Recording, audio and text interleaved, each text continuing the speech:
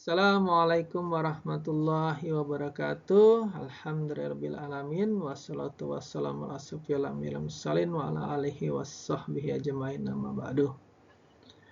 Saya RM Alfian dari LSK Bahtera Ramuan Indonesia. Hari ini saya akan paparan singkat mengenai etika penguji menjaga integritas dan objektivitas dalam pelaksanaan uji kompetensi. Nah, topik ini sangat penting karena kualitas sebuah sertifikasi kompetensi ditentukan bukan hanya oleh instrumen ujian, tetapi terutama oleh etika, integritas, dan profesionalisme para penguji. Pentingnya etika penguji. Penguji adalah representasi dari resmi lembaga sertifikat kompetensi. Perilaku penguji berpengaruh terhadap langsung pada kepercayaan publik terhadap LSK, kredibilitas proses sertifikasi, perlindungan peserta uji, mutu tenaga kerja yang tersertifikasi. Sehingga etika bukan hanya aturan tertulis tetapi sebuah komitmen moral untuk memastikan bahwa setiap peserta diperlakukan adil, setara, dan bebas dari diskriminasi. Nah, kita mempunyai prinsip dasar etika penguji yaitu integritas. Integritas adalah pondasi reputasi seorang penguji. Penguji wajib membuat keputusan berdasarkan bukti asesmen, tidak menerima gratifikasi atau imbalan, tidak menyalahi atau menyalahgunakan kewenangan. Ya. Nah, lalu objektivitas. Ya, objektivitas merupakan keputusan kompeten atau tidak kompeten harus berbasis data, bukan rasa suka atau tidak suka. Penguji harus menilai sesuai bukti, tidak memihak, menghilangkan bias pribadi, SOP maupun kultural, menggunakan rubrik, SOP, dan perangkat asesmen yang terstandar. Kerahasiaan, setiap data peserta harus dijaga, penguji tidak diperbolehkan membocorkan soal, memberikan kisi-kisi khusus, membahas kelemahan peserta di luar forum resmi. Profesionalisme, sikap profesional terlihat dari tepat waktu, berpenampilan rapi, menggunakan bahasa yang santun, menjaga hubungan yang sehat dengan semua peserta dan panitia. Menjaga keadilan dalam pelaksanaan uji kompetensi, kesetaraan akses informasi, semua peserta harus mendapat penjelasan standar terkait ujian, alur ujian, hak dan kewajiban, durasi, aturan main, tidak boleh ada peserta yang diberi privilege atau informasi tambahan.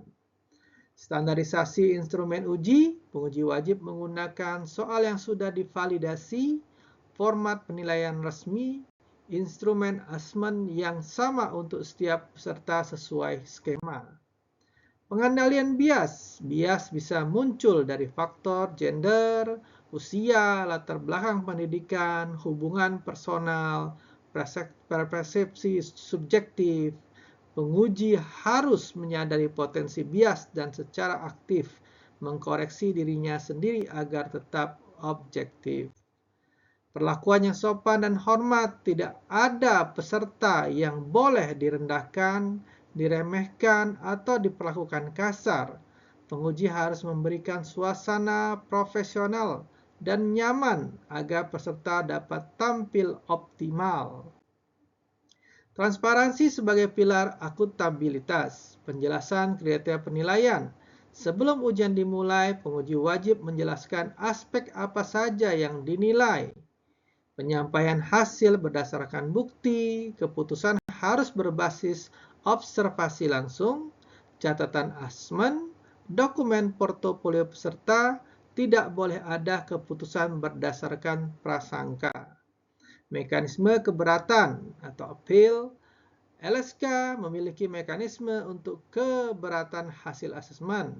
Penguji harus menjelaskan bahwa peserta berhak mengajukan keberatan, berhak mengetahui alasan keputusan, berhak mendapatkan pemeriksaan ulang sesuai SOP. Konflik kepentingan dan cara menghindarinya. Konflik kepentingan terjadi ketika penguji memiliki hubungan yang dapat mempengaruhi penilaian. Contohnya, menguji murid sendiri, menguji rekan dekat, menguji saudara, memiliki keuntungan finansial dari hasil ujian peserta. Cara menghindarinya yaitu menyampaikan deklarasi konflik kepentingan, mengundurkan diri dari penugasan, meminta LSK mengganti penguji. Studi kasus singkat. Contoh, kasus 1 peserta adalah alumni kelas pelatihan penguji, maka etika kita adalah sebagai penguji wajib meminta penggantian agar tidak ada konflik kepentingan. Kasus 2, peserta memberikan hadiah sebelum ujian. Etika penguji wajib menolak, melaporkan, dan tetap melakukan penilaian sesuai SOP. Kasus ketiga, tekanan dari pihak lembaga agar banyak peserta dinyatakan kompeten. Etika penguji harus teguh dalam integritas, keputusan kompeten hanya boleh diberikan berdasarkan bukti objektif. Peran penguji sebagai penjaga mutu uji kompetensi. Peran penguji bukan hanya menilai tetapi juga menjaga standar profesi, penentu kelayakan tenaga kerja, penjamin bahwa masyarakat menerima layanan yang aman dan berkualitas, representasi etika dan kehormatan LSK Bahtera Ramuan Indonesia.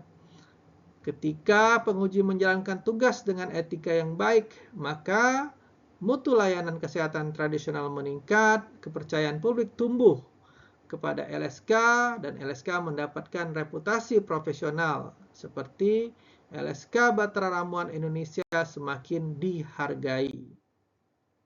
Penegasan integritas, objektivitas, keadilan, dan transparansi. Sebagai penutup, saya ingin menegaskan bahwa integritas, objektivitas, keadilan, dan transparansi bukan hanya prinsip etika, tetapi merupakan amanah profesi. Penguji adalah garda terdepan yang memastikan bahwa sertifikat kompetensi berjalan sesuai standar nasional dan memberikan manfaat bagi masyarakat luas. Semoga paparan ini memberikan wawasan dan memperkuat komitmen kita semua dalam menjaga martabat LSK Bahtera Ramuan Indonesia. Terima kasih. Wabillahi taufiq wal hidayah. Wassalamualaikum warahmatullahi wabarakatuh. Salam kompeten.